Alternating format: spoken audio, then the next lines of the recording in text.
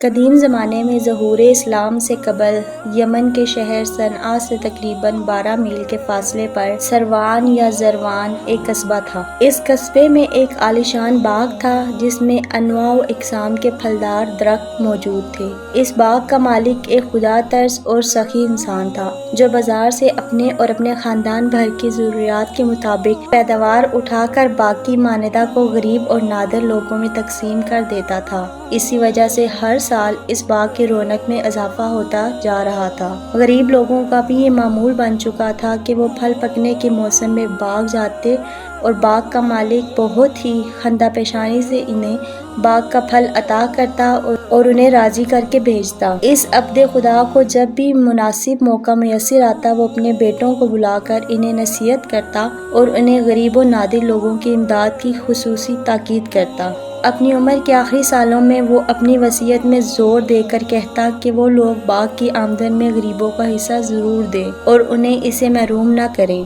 لیکن افسوس کہ اس کے بیٹے نصیحت سننے والوں میں نہ تھے۔ ان کی خود سری اور غفلت نے ان کے مہربان باپ کی نصیحت اور وصیت سننے اور اس پر عمل کرنے سے باز رکھا ہوا تھا۔ آخرکار اس کی موت کا وقت آن پہنچا اور باغ کا مالک اس دنیا سے رخصت ہو گیا۔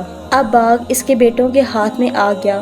وہ دنیا کے زر و بر اور اس کی رنگینیوں میں بدمست تھے۔ وہ اپنے باپ کی محبت بھری نصیحتیں اور وصیت مکمل طور پر فراموش کر چکے تھے۔ نوبت یہاں پر آن پہنچی تھی کہ سب نے مل کر قسم کھائی کہ وہ باغ کی آمدن صرف اپنے درمیان تقسیم کریں گے اور ضرورت مندوں کو اس میں سے کچھ نہ دیں گے۔ انہوں نے اس برے عمل کے لیے یہ عذر تراشا کہ ہم اپنا اچھا خاصا کنبہ خاندان ہے، اس لیے باغ کی آمدن کو ہمیں صرف اپنے خاندان پر ہی خرچ کرنا چاہیے۔ کچھ عرصہ بعد باغ کے پھل پکنے کا موسم آن پہنچا تو ان بیٹوں نے آپس میں طے کیا کہ ہم لوگ علل صبح ضرورت مندوں کے پہنچنے سے قبل باغ کے پھل توڑ کر جمع کر لیں گے۔ چنانچہ انہوں نے ایسا ہی کیا۔ دوسری جانب ضرورت مند لوگ ان کے باپ کی زندگی کے معمول کے مطابق باغ میں آئے تو انہیں خالی ہاتھ لوٹا دیا گیا۔ اس گناہ کی وجہ سے خدا تعالیٰ باغ کے مالکوں پر غضبناک ہو گیا۔ چنانچہ نصف شب کے وقت اللہ تعالیٰ نے اس باغ پر بجلی برسائی جس نے اس باغ کو جلا کر راکھ بنا ڈالا اور سرسبز اور لہراتا ہوا باغ تاریک رات میں بدل گیا اور وہاں پر تھوڑی سی راکھ اور کوئلوں کے علاوہ کچھ نہ بچا۔